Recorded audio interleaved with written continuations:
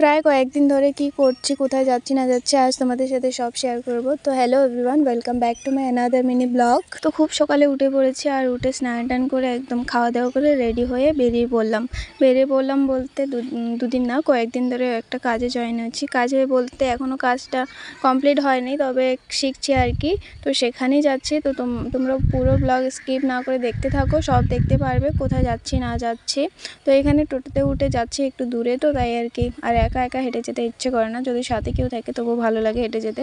তো একা একা তাই আমি টোটোতে চলে গেলাম। তারপরে এখানে চলে আসছি, আর আমি আসছি এখানে মেহেন্দি শিখতে, যেটা আমার আজকে নিয়ে 3 দিন হলো। তো আমি এতদিন ব্লগ করিনি, সেরকম সময় পাচ্ছিলাম না। তো আজকে ভাবলাম একটা মিনি ব্লগ করে তোমাদের সবাইকে জানাই যে আমি কি করছি। তো এখানে আমি অনেকক্ষণ ধরে ওয়েট করছিলাম, কেউ আসেনি। তারপরে আমি অনেকক্ষণ ওয়েট করার পর এখানে একটা দিদি চলে আসছিলো। তারপরে এখানে দেখতেই পাচ্ছ যে আমরা মেহেন্দি, মানে পুরো ব্লগটা তোমাদের সাথে শেয়ার করতে পারিনি, এখানে শুধু মেহেন্দি গোলাটা ওটা দেখাতে পারিনি। তো মেহেন্দিটাকে আমরা মিক্স করে নিয়েছি, মিক্স করার পর এখানে প্যাকেটে ভরছিলাম, আর এখানে যে বক্স করে নিয়েছি, কারণ এর মাঝখানে ডিজাইন করব। তো তোমরা দেখতে পাচ্ছ ওই অনেকগুলো ডিজাইন করে নিয়েছি।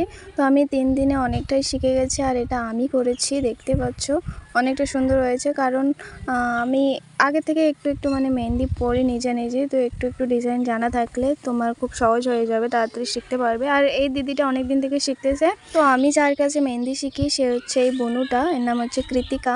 তো খুব ভালো শেখায় আর কি। তো আমি অনেক দিন থেকে চিনি বনুটাকে, তো আমি জানতাম না যে বনু আবার মেহেন্দি শেখায়।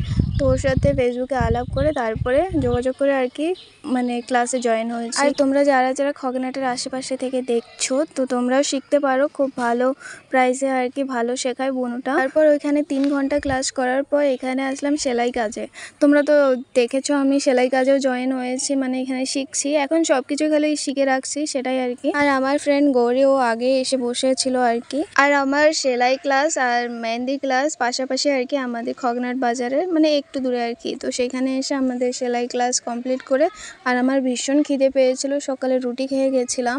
10:30টায় বাড়ি থেকে বেরিয়েছিলাম, আর সারা দিনটা আমার বাইরে এভাবেই চলে যায়। ভীষণ খিদে পাচ্ছিল, তো সেলাই কমপ্লিট করে এখানে আমরা দোকানে এসে খাচ্ছিলাম আর কি মোমো। তো এইসব খাবারে আমার একদমই পেট ভরছে না, আমার মানে পেট চাইছে যে আমি কিছু ভারী কিছু খাই, যেমন কি ভাত আমার খেতে ইচ্ছে করছিল খুব।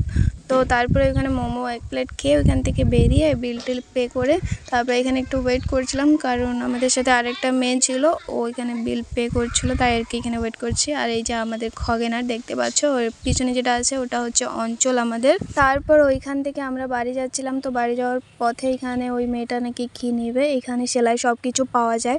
তারপরে ওইখান থেকে আমরা একটা জুতোর দোকানে এলাম, কারণ একজোড়া জুতো নিব, জুতো বলতে স্যান্ডেল। আর নিব আমার জন্য না, মেশোর জন্য নিব। প্রথমে জুতোর সাইজ খুঁজে পাচ্ছিলাম না, তারপর অনেক খোঁজাখুঁজি করার পর আর কি পেলাম। তো আমি মেশোর পায়ের সাইজ জানতাম না যে কত, কারণ আমি বলিনি যে তোমার জন্য জুতো নিয়ে আসবো। তো এটা আর কি সারপ্রাইজ, সেটাই। এতদিন ধরে মেশো বাড়িতে আছে, কোনোদিনও কিছু দেয়নি, তো ভাবলাম আজকে একজোড়া জুতোই দিয়ে দিই। তো এদিকে আমরা বাড়ি যাচ্ছিলাম হেঁটে হেঁটে, মানে খগনার থেকে আমাদের বাড়ি বেশি দূর না, পাশে আর কি, তাই আমরা হেঁটে হেঁটে যাই। তারপর বাড়ি চলে এলাম। বাড়ি এসে এই যে দেখতে পাচ্ছ, এগুলো হচ্ছে মেহেন্দি প্যাকেট, আর এগুলো এখন বাড়িতেই আমরা বানাবো, মানে মেহেন্দি শিখলে তুমি বাড়িতেই মেহেন্দি বানাতে পারবে। আর এখানে এটা হচ্ছে মেহেন্দির কোনো একটা তেল আর কি, এখন সেই সম্বন্ধে আমার অনেক কিছু জানা নেই, তো সবগুলো আস্তে আস্তে জানতে পারবো। আর এটা হচ্ছে মেহেন্দির পাউডার, হেনা পাউডার আর কি, যেটা আমি কিনে নিয়ে এলাম। খুব দাম আর কি, আমি ভাবতে পারিনি এতটা আর কি দাম এটার। তো ওটা হাফ কিলো নিয়েছে 600 টাকা।